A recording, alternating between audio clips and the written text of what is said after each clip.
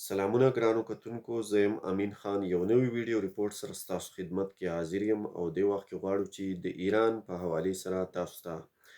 تازه ترین اپډیټس درکړو. لومبۍ خبر خو دا دی چې د ایران کوم ټاپ لیډرشپ دی، نو په هغې کې لکه د ایران چې کوم صدر دی پزشکیان، هغه یو پریس کانفرنس کې وایي چې ایران د امریکا خلاف کوم ریزسټنس وکړو او په کومه طریقې سره چې ایران جنگ وکړو، د ایران په دې جنگ کې یو قسم کامیابي ترسره کړې ده، بریا یې موندې ده. او اوس هغه وخت راغلی دی چې ایران د امریکا سره معاهده وکړي، خبرو اترو ته تیار شي او نور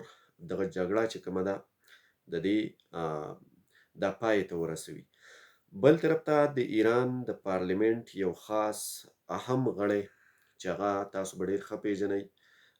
غالیباف، چې څو ځله د امریکا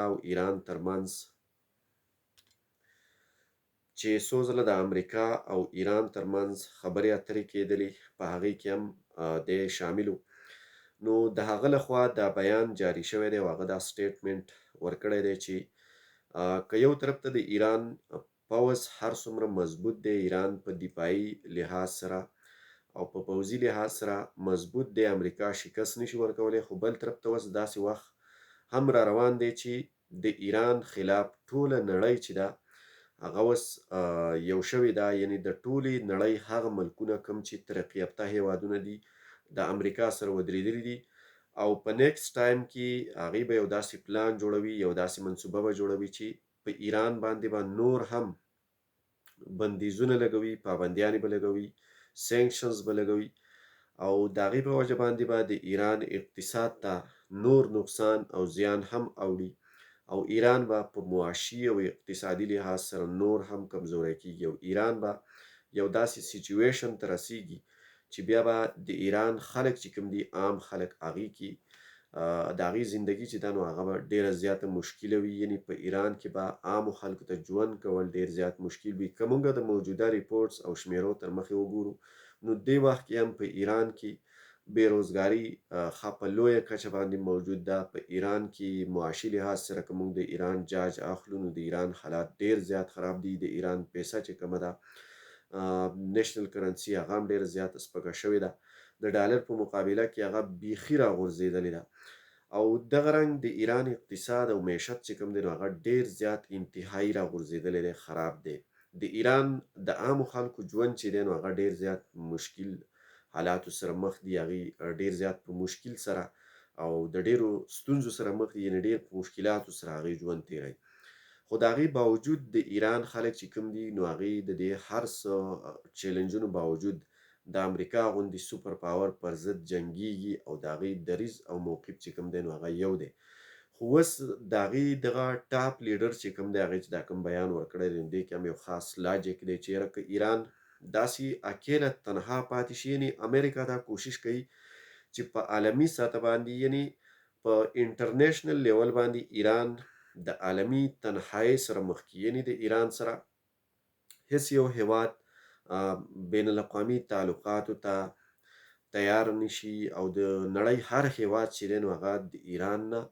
ځانګړتیا اختیار کړي. په دې وخت کې که موږ وګورو نو په ایران کې خو ریسورسز ښه زیات دي، تیل هم په وافر مقدار کې پیدا کیږي، ګیس هم پیدا کیږي، دارنګ نور هم ګڼ شمېر ریسورسز دي چې هغه د ایران په خاوره کې، د ایران په ځمکه کې موجود دي. خو بل طرف ته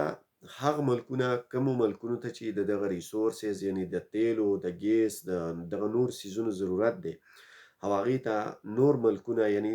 چې کوم عرب ملکونه دي، هغه په ډېر صحیح طریقې سره هغه څیزونه سپلای کوي او هغې په دې باندې ډېره ښه پیسه ګټي، د هغې اقتصاد وخت تر وخته مضبوطیږي. د ایران حالت هغه شی نه دی. د ایران حالت چې کوم دی نو هغه هغسې نه دی، یعنې په ایران کې چې دا کوم څیزونه پیدا کیږي، ګیس پیدا کیږي، نور ریسورسز پیدا کیږي، تیل پیدا کیږي، هغه د ایران نه هغه هیوادونه اخلي کوم هیوادونه چې د امریکا خلاف دي، لکه روس دی، چین دی او شمالي کوریا ده. خو اوس دا ویل کیږي چې دې نه پس به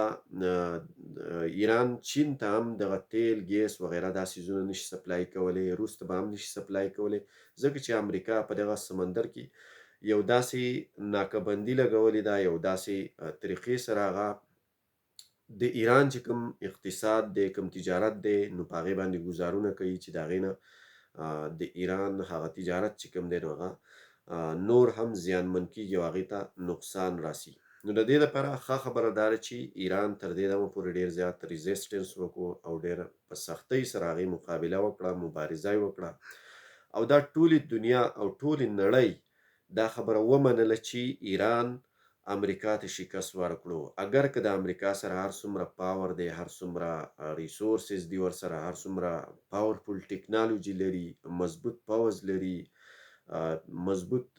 جنگي ریسورسز او جنگي سازو سامان لري، خو د هغې باوجود ایران چې کوم دی نو په یوازې لاس باندې د امریکا خلاف ډېر سخت مزاحمت وښودلو او امریکا خلاف یې نه صرف مزاحمت وښودلو بلکې امریکا ته یې په دغه جنګ کې